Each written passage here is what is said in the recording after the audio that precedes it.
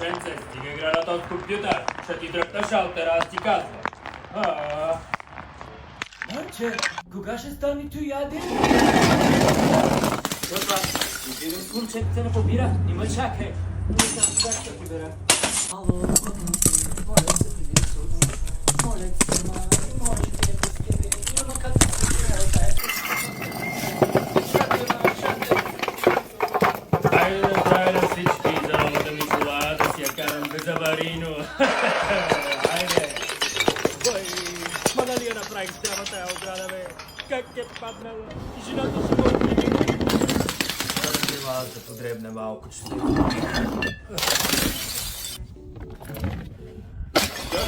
Къде ти отиш? Не. Никъде няма да ходиш. Днеска ще имаме да дигаме ограда. Айде. Идвай. Парички ли сте говорите? Няма проблеми, ела тук ще ви дам.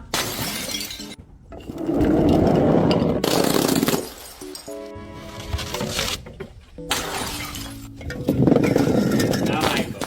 Сега ще ти обада как да оправиш телефона. Той гледа, че аз мога да оправих така. Айде, слушаш ли? Я малко по-добре. Какво ти казвали сега? Гледам мача.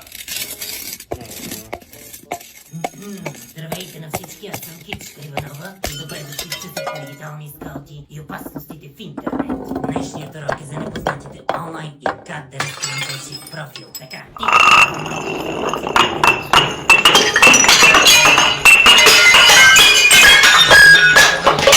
ако излезе нещо, значи може да ви повярват. За да сме сигурни, проверяваме ли Google изображение. Дали ще ни готови да влизаме в други места и платформи.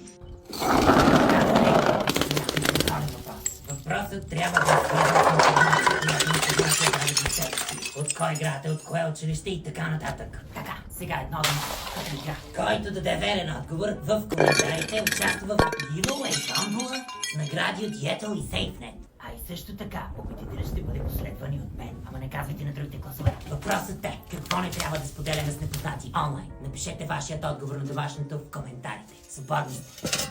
Оле-ле, Георги, за малко да забравя, че имам другарска среща другата седмица, а нямам никакви гримове да се скрия малко тези пръчки. Виждам в някой сайт онлайн.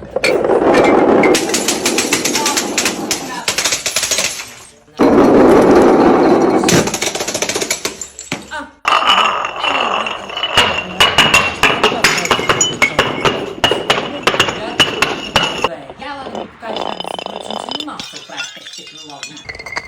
Не се смей, момченце, да им то шамаре на купа. Гледай бе, нови сенки, нови червилце. Так, да съм красива за другарската среща. Здравейте, и опасностите в интернет. Пак съм аз, Кичка Иванова. Днес ще вземем урока на нашите онлайн промоции, как да се справим с него. Така, вдигам един от вас да разкаже какво знае. Георги, диската. Аз ли? Да, хайде. Ами онлайн промоции се извършват от всяко устройство, свързано към интернет и социалните. Често е насочен към по-уязвими деца. Браво бе, Георги, много добре. Хайде сега много домашно игра. Давате верен отговор на въпроса ми в коментарите. На този път участвате в giveaway на Yetl и SafeNet за мистериозно предприятие и други награди. И последване от мен. Въпросът ми е, какво правим в случай на онлайн тормоз? Отговор А. Изпращате му подигравател измената като отговор Б. Инвестирате го и казвате на ваши приятели да заплащате за своя профил. И отговор С. Говорите с човека да промени поведението си. Ако не сработи, го блокирате. А ако продължава, се свързвате с специалист. Напишете отговора на домашното в коментарите. Добре дошли ученици в последния час по дигитални скаути и опасностите в интернет. Днес съм поканила моята колежка по английски език, мисис Николаева, да ми разкаже за последният урок, който е за фалшивите новини и как да ги разпознаем. Николаева, заповядайте. Hello, ученици! Днес ще си говорим за кликбейт новините. Типични признаци за кликбейт сайтове са липсата на собственост и акция на новината, както и източник за информацията. Също така, признак за фалшиви новина е заглавието на думите шок и ужас. Така, а сега време за нашето последно homework. Домашното дадете варианти отговор в коментарите, за да участвате в giveaway на за cool Jackie McGrady, както и Фелоу, следвани от мен.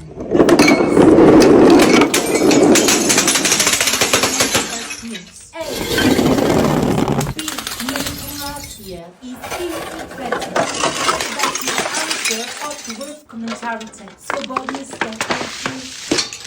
Мамо, виж какво имам. Алеле, Георги, какво е това, бе? Прилича на пръст. Мамо, правилното ни каже. Моля, отведете го на него, бе. Казах да спрем да слушате животни тъчни. Баща ти го купил? Правильно, само да се бере. Хочето да се върне оттам, където не искам. Ама, Няма. Мамо, сладючето, фъстъче малко. Абе, най-сладките, бе, най-сладкото. Какво бе, Георги? Добре, че съм аз. Кучето ти цял ден умря гладно. Няма кой да го нахрани. Вземаш си куче, не си го гледаш. Георги, яла, сине майче. Какво е това? Това ми се правиш на шокиран. Да, намери го в джоба и тук от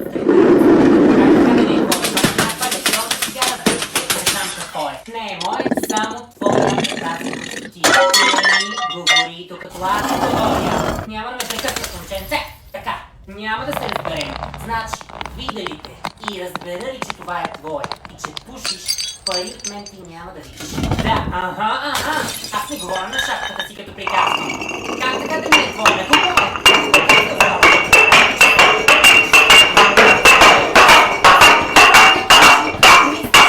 Повярвам на тази простотия. Няма как да стане. Пари от мен няма да видиш. Дали? То си за теб, не е за мен. Мамо, тя рано сутрин, бе. А? ГДЗ такова. Какво си се разхвърлял тук навсякъде? Къде си мислиш, че се намираш, бе? Я се махни оттам. Какво си ми разхвърлял тук навсякъде? Да ходя само с задника ти да чисти да оправям след тебе. Не съм, че не как да нямаш какво да облечеш? Много. Още не съм си пила кафето, ти ми се правиш тук на дешко ми се правиш. Значи не поносим ти. Георги, не поноси. Айде обличай се. Аз ще се занимавам с тебе рано сутрин. Същия като баща си. До 5 минути да си готов.